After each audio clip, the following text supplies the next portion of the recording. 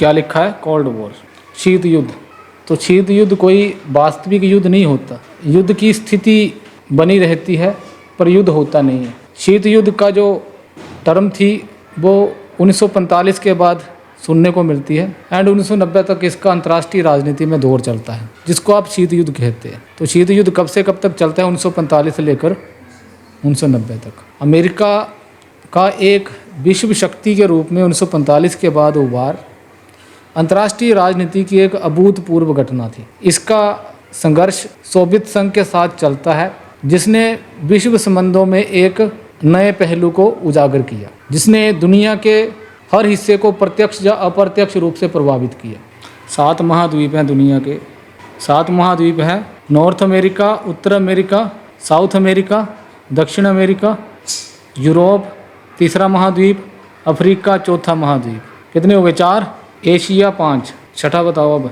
Australia, यहाँ सिर्फ बर्फ़ है, कोई इंसान नहीं रहता। हालांकि विभिन्न देशों के द्वारा यहाँ पर रिसर्च के लिए मिशन भेजे जाते हैं, अनुसंधान के लिए, पर वैसे यहाँ पर कोई भी व्यक्ति नहीं रहता है, कोई भी घर यहाँ पे नहीं है। बाकी द्वीपों के ऊपर, महाद्वीपों के ऊपर लोग रहते हैं, परंतु इस महाद्वीप में कोई भी लोग नहीं रहते। 1945 के बाद अंतर्राष्ट्रीय संबंधों में अभूतपूर्व घटना देखने को मिली, और वो अभूतपूर्व घटना क्या थी? क्या बोला गया है? अमेरिका का महाशक्ति के रूप में उभार। दुनिया के अंदर एक महाशक्ति आई जिसको क्या बोलते हैं? अमेरिका। इससे पहले तक यूनाइटेड किंगडम यहाँ पे लिखा हुआ है, जिसको आप इंग्लैंड भी कहते हैं। हालांकि इसके 4 हिस्से हैं, परंतु आप इंग्लैंड कहेंगे, जिनके द्वारा दुनिया के बाकी देशों को गुलाम बनाया गया था। इस यूनाइटेड किंगडम की 1945 से पहले पूरी दुनिया के अंदर एक बहुत प्रभाव हुआ करता था। ऐसा कहा जाता है कि जहाँ जहाँ तक इसका रूल था, इसका जो सूरज था वहाँ कहीं भी छिपता नहीं था। सिंपल सा मतलब ये है कि sun rises from the east, पूर्व से निकलता है, और जैसे जैसे पृथ्वी घूमती है तो पृथ्वी के हर कोने पे इसका अधिकार हुआ करता था। 1939 से लेकर 1945 तक चलता है, जिसको दूसरा विश्व युद्ध कहते हैं। उसमें इंग्लैंड की बहुत बुरी हालत होती है, एंड इंग्लैंड की इतनी बुरी हालत होती है कि इंग्लैंड अब सोचता है कि दुनिया के जिन भी देशों को इनके द्वारा गुलाम बनाया गया है, अब वहाँ से अपना बोरी बिस्तरा उठाने का समय आ गया है। तो फिर इंग्लैंड के द्वारा इंडिया से भी अपना बोरी बिस्तरा उठाया गया। 1945 के बाद अब ये जो शक्ति थी, इसका केंद्र जो था वहाँ ट्रांसफ़र हो जाता है। शक्ति का जो केंद्र था वह बदल जाता है। अब ये जो महाशक्ति का जो दर्जा इंग्लैंड को प्राप्त था, अब अमेरिका को हो जाता है, और उसी के साथ दूसरा देश आता है जिसको आप कहते हैं सोवियत संघ। ये रशिया दिख रहा है। अब आप बोलेंगे यार ये तो रशिया है, तो सोवियत संघ क्या है? सोवियत संघ रशिया से पहले का एक देश हुआ करता था, जिसका निर्माण 1922 के करीब हुआ है।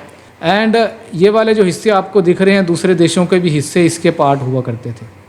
1991 में ये 15 हिस्सों में टूट जाता है सोवियत संघ, और उसका एक हिस्सा रशिया बनता है, और बाकी 14 हिस्से बनते हैं। और आज के टाइम में ये जो यूक्रेन, आप रशिया यूक्रेन की लड़ाई देखते हैं, 1991 से पहले यूक्रेन भी सोवियत संघ का ही हिस्सा था।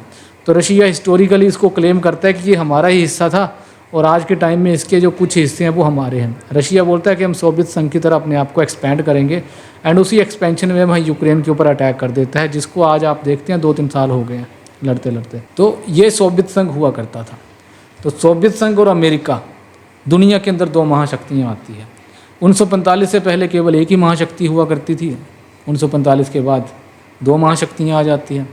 एंड 2 महाशक्तियाँ आने का सिंपल सी इंडिकेशन ये है कि अब इनके बीच संघर्ष भी चलता है। एक जंगल के अंदर 2 शेर नहीं हो सकते, शेर राजा एक ही रहता है, तो एक राजा बनने की इनके अंदर होड़ लग पड़ती है, एंड ये आपस में संघर्ष शुरू हो जाता है। एंड ये संघर्ष ऐसा शुरू होता है कि ऐसी स्थिति कई बार पैदा हुई कि जब ये दोनों देश आपस में लड़ सकते थे, लड़ाई लड़ सकते थे, परंतु लड़ाई होती नहीं है। तो एक डर का माहौल पूरी दुनिया के अंदर बना रहता है कि कभी भी अमेरिका और सोवियत संघ आपस में लड़ सकते हैं। इस डर के माहौल को ही कोल्ड वॉर कहा जाता है, इस डर के माहौल को ही शीत युद्ध कहा जाता है।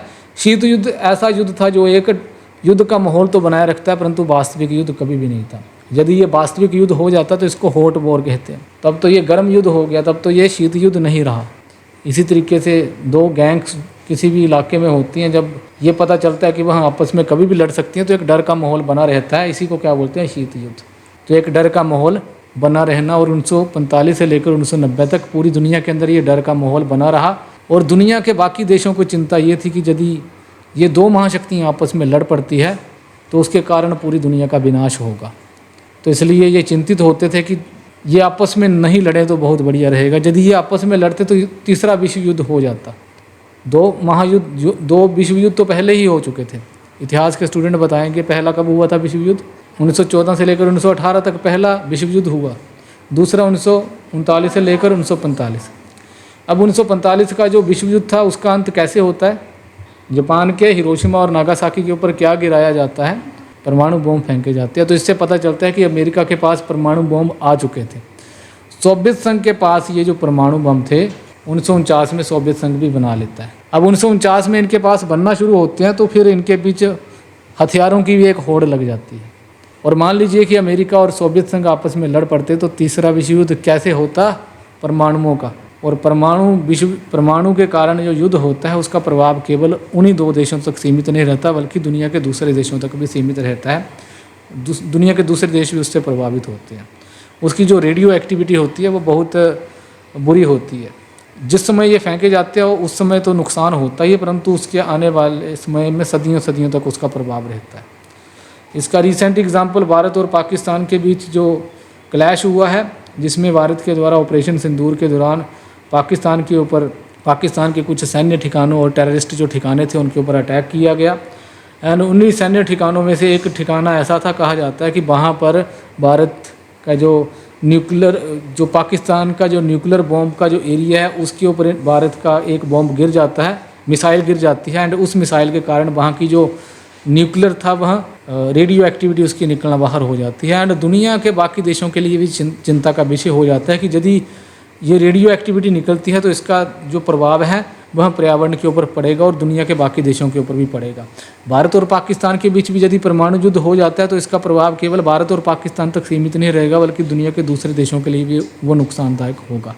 तो इसलिए कहा जाता है कि 1945 से लेकर 1990 तक दो देशों के बीच यदि सोवियत संघ और अमेरिका के बीच लड़ाई हो जाती तो ये बहुत भयंकर लड़ाई होती। अंतर्राष्ट्रीय राजनीति में एक बहुत बड़ी घटना 1945 के बाद देखने को मिलती है, जब अमेरिका एक महाशक्ति के रूप में उभर कर दुनिया के सामने आती है। अमेरिका का सोवियत संघ के साथ जो कन्फ्लिक्ट था, जो संघर्ष था, वह एक बहुत बड़ी घटना थी 1945 के बाद, जिसने दुनिया के सभी हिस्सों को प्रत्यक्ष या अप्रत्यक्ष रूप से प्रभावित किया। क्या लिखा है? डायरेक्टली और इनडायरेक्टली, प्रत्यक्ष या अप्रत्यक्ष रूप से every part of the globe, दुनिया के हर हिस्से को प्रभावित किया। ग्लोब का मतलब पृथ्वी।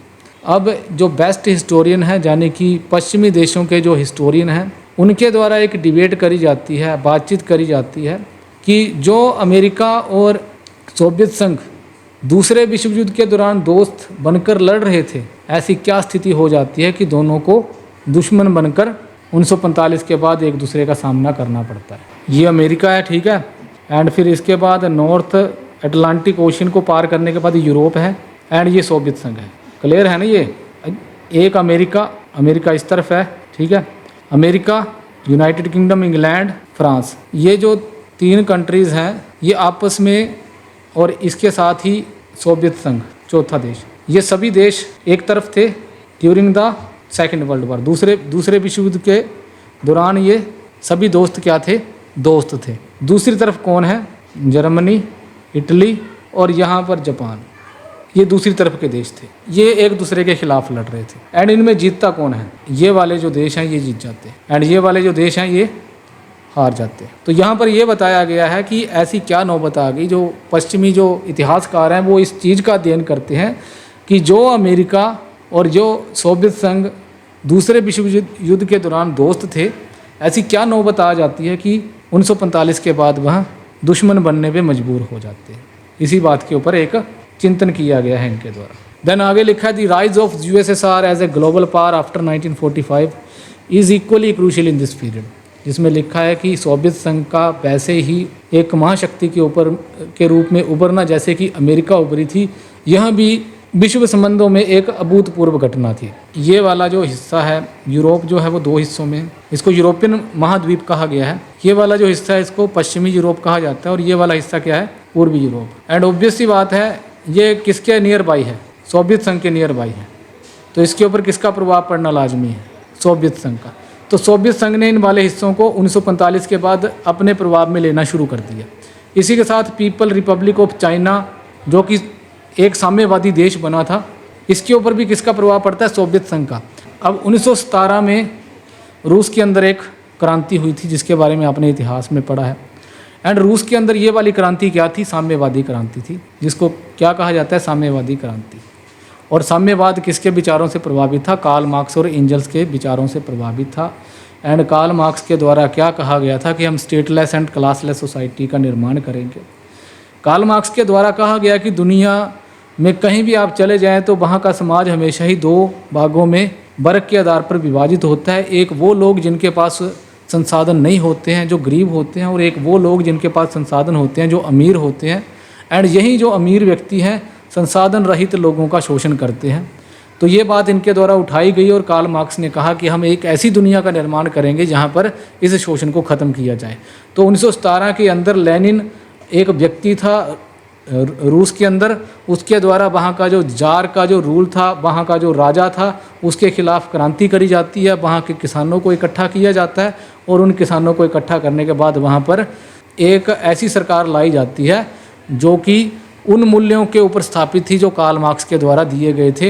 एंड फिर लेनिन के द्वारा कृषि का राष्ट्रीयकरण किया गया, उद्योगों का राष्ट्रीयकरण किया गया। उनके द्वारा ये बीड़ा उठाया गया कि अपने देश की गरीबी को ख़त्म किया जाए। और जैसे ही हम देखते हैं कि 1929 के बाद इनके द्वारा जो प्लानिंग लाई जाती है, योजना बनाकर जो विकास किया जाता है, अर्थव्यवस्था को जिस तरीके से नियंत्रित करके विकास किया जाता है, वह पूरी दुनिया के लिए एक बहुत अभूतपूर्व घटना थी और पूरी दुनिया के देश इससे प्रभावित होते हैं। एंड रूस का बहुत सारी तरक्की होना शुरू होती है। 1922 तक आते आते रूस के आसपास के हिस्से भी इसमें मिलना शुरू हो जाते हैं, तब जाकर इसका नाम सोवियत संघ पड़ता है। एंड फिर सोवियत संघ इतनी तरक्की करता है कि वह दुनिया की एक महाशक्ति बन जाता है। अब ये जो विचार, जिन विचारों के ऊपर रशिया बना था, सोवियत संघ बना था, इन्हीं विचारों को फैलाने का भी काम किसके द्वारा किया जाता है? अपनी विचारधारा को सोवियत संघ के द्वारा। एंड अपनी विचारधारा के प्रभाव में लाने का प्रयास इन देशों को किया जाता है जिनको पूर्वी यूरोप के देश कहा जाता है। एंड चीन भी इसका एक हिस्सा बन जाता है, चीन भी इससे प्रभावित होता है। चीन के अंदर भी साम्यवादी क्रांति आती है।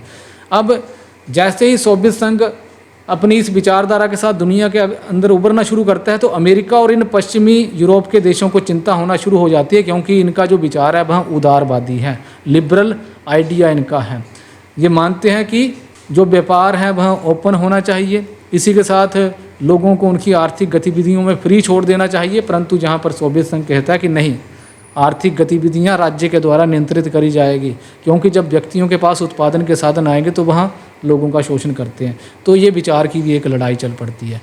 ना केवल चीन और ना केवल पूर्वी यूरोप के देश इस विचार से प्रभावित होते हैं, बल्कि बहुत सारी तीसरी दुनिया के देश, ऐसे देश जो कि इन दोनों ही विचारों से इत्तेफाक नहीं रखते थे, तीसरी दुनिया के गरीब देश जिनको आप कहते हैं, जैसे कि भारत के प्रधानमंत्री जवाहरलाल नेहरू भी सोवियत संघ के मॉडल से बहुत प्रभावित थे। इसी के साथ और भी तीसरी दुनिया के जो गरीब देश थे वहाँ भी सोवियत संघ के इस मॉडल से बहुत प्रभावित थे। तो इस तरीके से सोवियत संघ का जो प्रभाव है इन सभी देशों में फैलना शुरू हो जाता है, जो चिंता का विषय बनता है इन पश्चिमी यूरोपीय देशों के लिए और अमेरिका के लिए। यहीं से शुरुआत होती है शीत युद्ध की, जिसके आगे की बातों का वर्णन मैंने अपने लेक्चर्स में दिया है। एंड उसमें भी मैंने कुछ हिस्सा ही कवर किया है। जैसे ही आप उन लेक्चर्स को कल देख के आएंगे तो उसका एक टेस्ट लिया जाएगा। उस टेस्ट के बाद आगे फिर शीत युद्ध क्या था उसको हम प्रोसीड करेंगे। तो इतना आई होप कि आप समझ चुके होंगे। यदि नहीं समझ आया तो तब भी आप बता सकते हैं। समझ गए कि नहीं? अब अगर आप मैप से नहीं समझे तो आप किताबों से भी नहीं समझ पाओगे।